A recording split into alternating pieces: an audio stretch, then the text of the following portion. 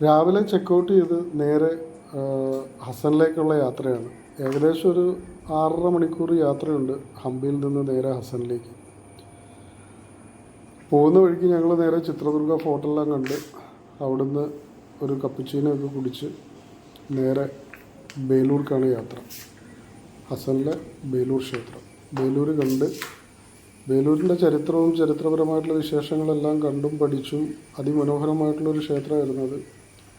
ചോള രാജാക്കന്മാരുമായിട്ടുള്ള യുദ്ധത്തിൽ ജയിക്കുകയും അതിന് നന്ദി സൂചകമായിട്ടാണ് ആ ക്ഷേത്രം പണിതതും.